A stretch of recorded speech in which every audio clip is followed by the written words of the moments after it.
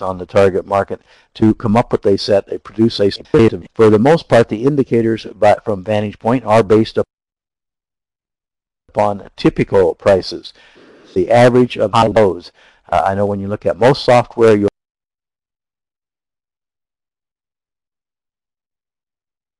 see that there is that one price for a given period, and that would like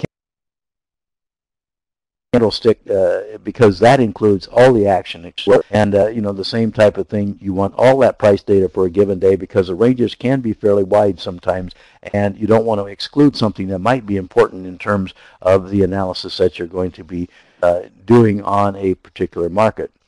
The markets that we're going to mention today, as I said, we're going to look at the U.S. dollar index in some detail. This is the chart, the long-term chart that I showed you, but obviously when you look at this over a long period of time, you kind of look at it and it kind of, well, there's a lot of data here. What are we going to do with it? So first thing we're going to do is we're going to cut this longer-term chart down to 9 months.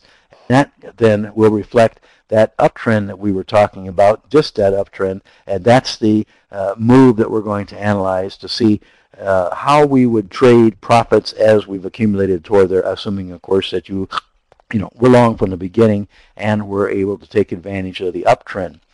A couple of indicators that we're going to add here and talk about a little bit is the predicted medium-term moving average. That is one of the features of Vantage Point, and add the predicted differences and talk about them and show you the predicted neural index. All of those indicators can be found on Vantage Point, and each of them has a bit of information behind them, history behind them as to how they can help a trader assess the situation and determine where to get into a position.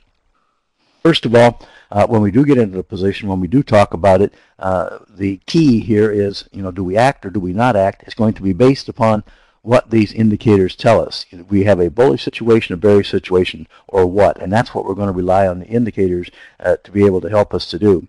The chart you see on the screen here is, some of the basic Vantage Point indicators. The blue line that you see there is a predicted medium-term moving average, and the black line on the price chart is an actual moving average of the close. The key here, of course, is the angle of those lines, and then secondly, where are the crossovers? Where do they occur? And as the blue line moves above the black line, it indicates a long position. When it goes below the black line, it indicates a short position. And you can see there are some wiggles and waggles there that we're going to be talking about a little bit more. The predicted differences on the bottom part of this between a predicted moving average and an actual moving average, with the blue line showing a comparison of medium-term moving averages and the green line a difference of long-term moving averages. That kind of serves as a momentum indicator. When you get a start on the trend, frequently you'll get kind of a burst of enthusiasm, a burst of strength, and the market will pop out and move to a higher plateau, and that is indicated typically a few days, maybe a day earlier than the actual turn in the predicted moving average. So the predicted differences on the bottom act as pretty much an early alert type of system. The same thing is true at the beginning of a trade with the predicted neural index. That predicted neural index is that gray line that you see there on the bottom, and that compares to 3-day moving averages and forecasts whether the typical price will be higher in 2 days or lower in 2 days. If the indication is higher, the reading will be 1, which would be bullish, and if it indicates lower, it would be 0, which would be a bearish type of indicator. Now remember, this is only for a very short-term market forecast, and it is essentially, in terms of looking at a longer trend, essentially it's the best at the beginning of a trend in getting into a position and indicating, initial direction, because you'd like to get into a trend, you'd like to get off to a good start.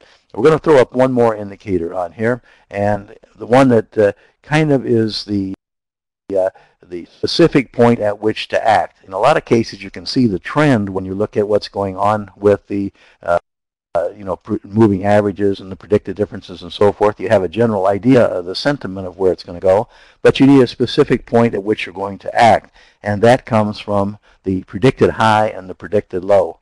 Oh, we've got a lot of lines there, so we're going to cut down some time here, some bars here, and try to show you a little bit more detail about how we would act, how we would take profits based upon this. But we have too many lines here. Just to let you know, the gold line there, the orange line is the predicted high for the next day. The pink line is the predicted low. But as I said, we've got too much data here to really analyze and to point it out very carefully. So we are going to switch over here to the first part of that time period. We're talking about the early part of the time period from, about November, mid-November or so, until about the 1st of March. And the reason we're going to do this is that we can try to show you a little bit how we got into this trend in the first place.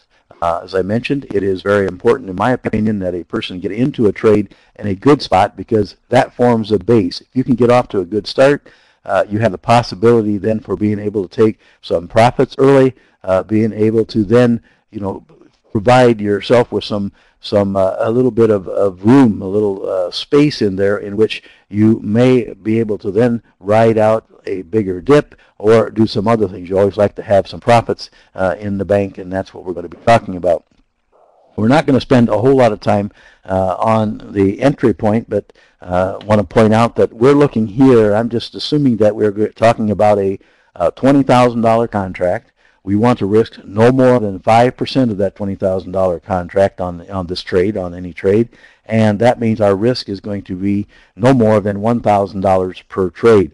The USDX futures are a relatively smaller contract, and so in this case, I'm saying, and again, the range in the past has been a little less than it is in the more volatile days today, but I am going to use 50 points as my guideline above the predicted high or below the predicted low, at which point I will be buying or selling, and I'll explain that in a little bit more detail as we move along.